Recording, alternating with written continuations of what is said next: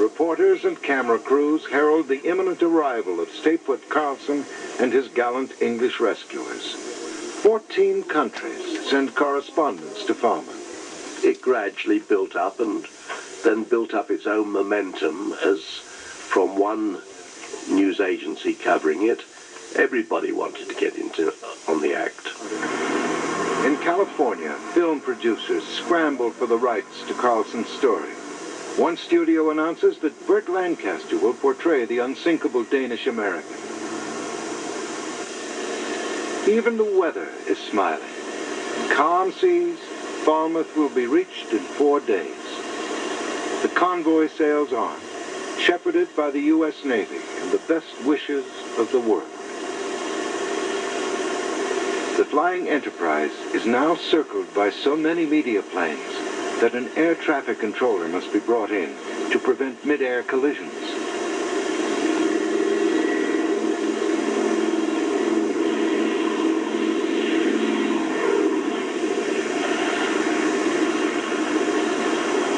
It is a triumphal procession. But the North Atlantic rarely tolerates such serenity for very long. Another storm is brewing.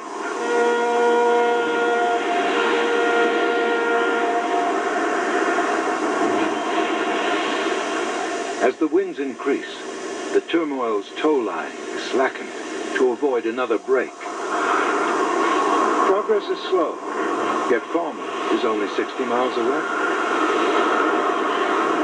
We were both sleeping when the Turmoil gave a sound signal.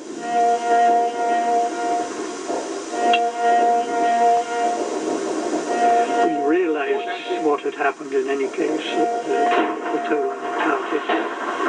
The tow line has parted!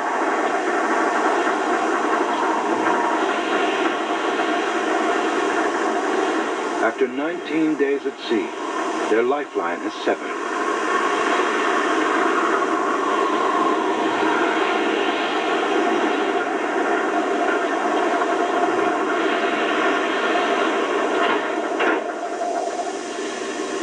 With her tow line broken, the Flying Enterprise is hammered deeper and deeper with each passing wave.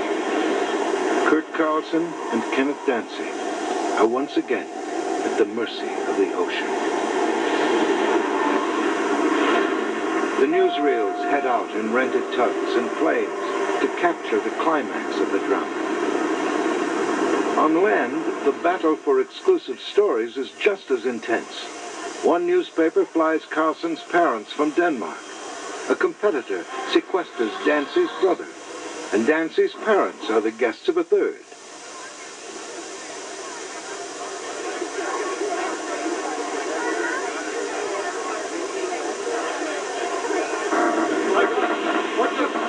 The tangled, broken lifeline becomes a hazard.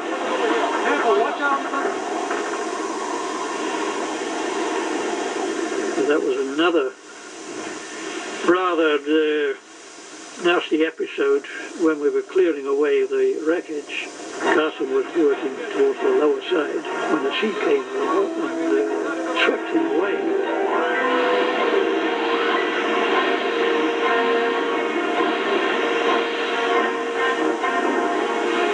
But fortunately, he was able to grab something a bit further along on the ship.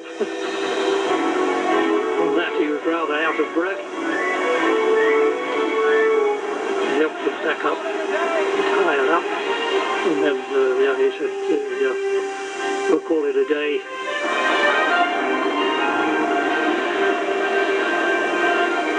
The Flying Enterprise is out of control and nearly out of time. The chances of her survival are vanishing by the hour. On the other side of the Atlantic, the Greeley docks in New York with 32 survivors.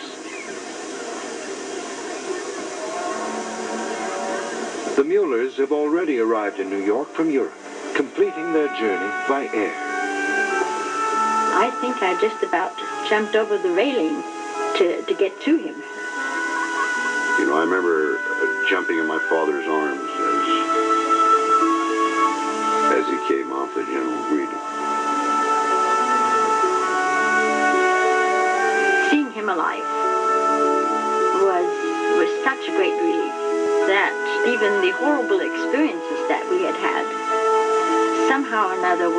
were totally secondary to the knowledge now that we as a family were all right.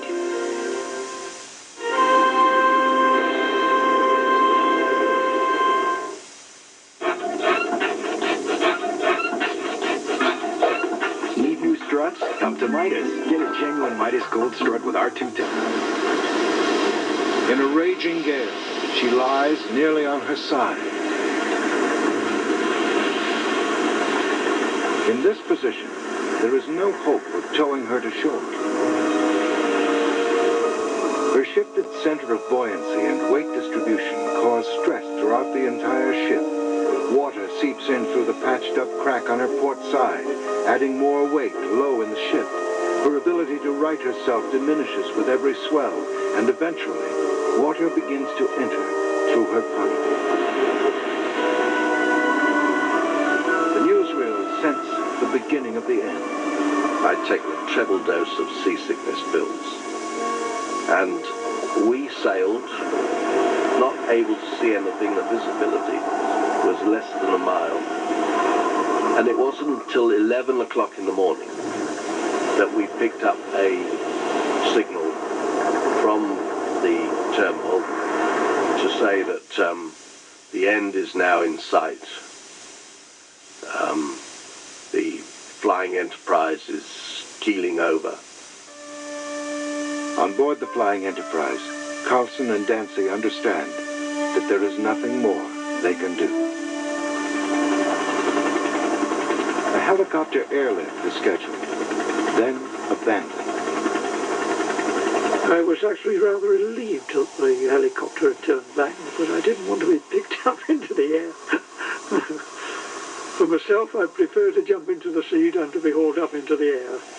12 days after the passengers and crew of the Flying Enterprise jump into the Atlantic, her last two guardians have no choice but to follow. And when I pointed out to him that the easier way to get more clear of wreckage that were beginning to come off the ship and float in the water, the better place to get clear of that was from the funnel. And he agreed. We see on the horizon this dark shape of this boat laying on its side. I can see this dim sight ahead of me, and I say, dear God, don't let it sink until I get there.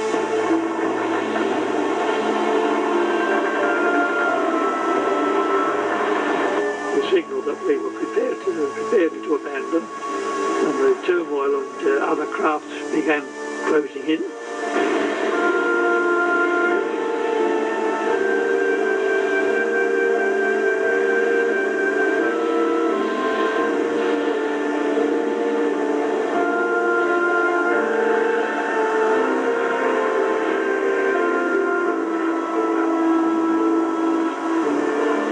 Suggested that we should jump together, hand in hands, and at that moment I said to him, no, I'll go first and you follow me. And I went first. When I swam clear of the wreckage and looked back, Carlson was still sitting on the top of the funnel. For one final instant, Kurt Carlson is alone with his ship. It is a brief farewell.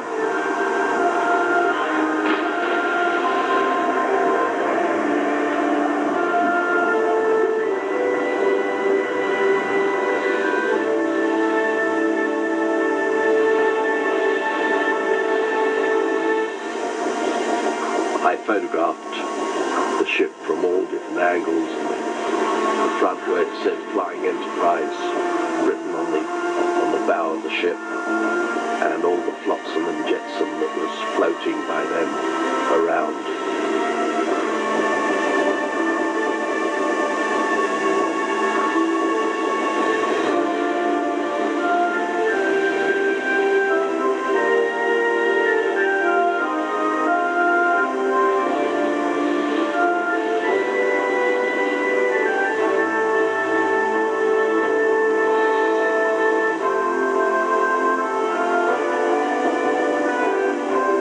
The loss of the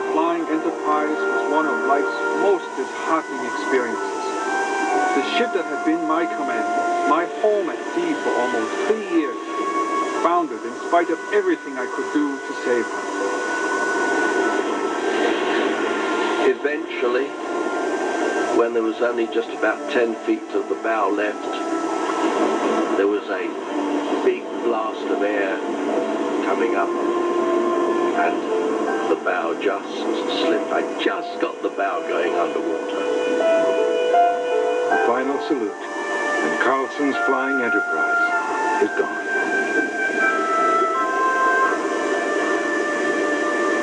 But the story is far from over. Her legend and her mystery will endure.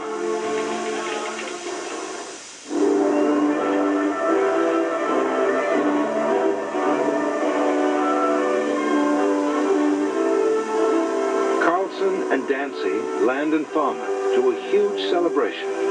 They are received as heroes.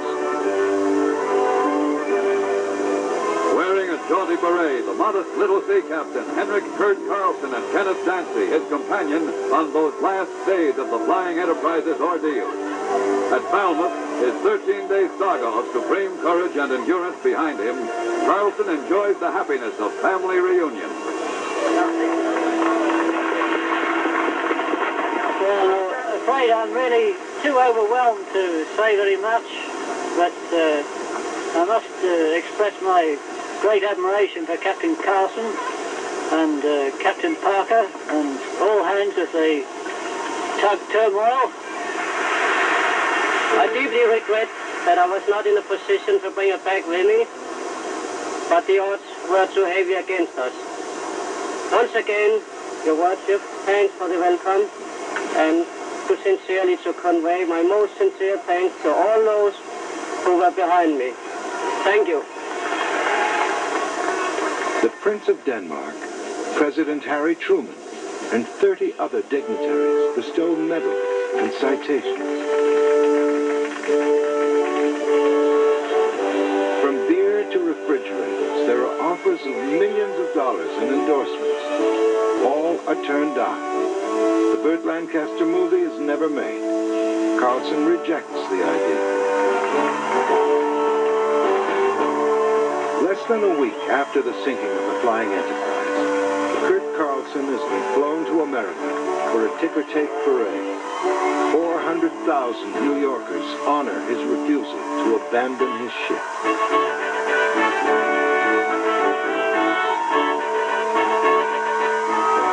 In the weeks to follow, a U.S. Coast Guard inquiry into the sinking of the Enterprise commends Carlson for his actions. While he is exonerated, questions are raised about his decision to stay alone on the ship. Had he kept a few crewmen aboard, some believe the Enterprise could have made it. In 1956, the U.S. government finally admits that the Enterprise was secretly carrying pure zirconium, an essential ingredient in the reactors that will power America's first nuclear submarine. And there is more. Salvage divers find $250,000 in the hold of the Flying Enterprise. Money being illegally transferred from Europe to America by Swiss banks. A cargo that, like the zirconium, Carlson could not have known of. Kenneth Dancy continues his career on cargo ships and cruise liners, rising to the rank of captain. He retires to Holland in 1961. Movie-tone cameraman David Samuelson becomes a pioneer in the film rental industry, supplying equipment and crews for the biggest of the world's feature films.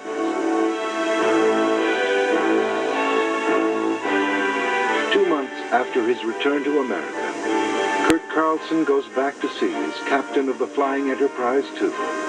He retires in 1975 after a 50-year career. He dies in 1989 at his home in New Jersey. Captain Kurt Carlson has captured the imagination of millions and the respect of the world. A commander for whom honor and commitment were as precious as life itself. My decision to stay with my ship was not crazy. A captain has 2 jobs, One is to bring his ship out, and the other is to bring his ship home. I could find thousands of reasons to stay, but none for leaving. To purchase a home video of the program you just saw, call now to order. For only $19.95 plus shipping and handling, you too can become part of the adventure. Journey to our world's farthest corners and beyond. From technology and expedition to the everyday how-to. Make Discovery's critically acclaimed and award-winning programming your very own. Quality and excellence for only $19.95 plus shipping and handling. Call now to order. There's no thrill like Discovery. For more than a decade, Timothy Treadwell has been spending several months each year alone with Alaskan grizzlies. Based on the true life experiences, Grizzly Diaries, 8 Eastern and Pacific on Discovery Sunday. Tomorrow, behind the search mechanism. Hi, are you from the Swedish motor place? Si, I am Swedish. Yeah, it's the red Volvo over there. When I change gears, it makes a grinding noise. Is it grinding? Yes, it's a grinding. Ah! Recognition at last. Now all who pass through the hallowed gates of Huff Hall will know that this office is occupied by Dr. Dick Salmon.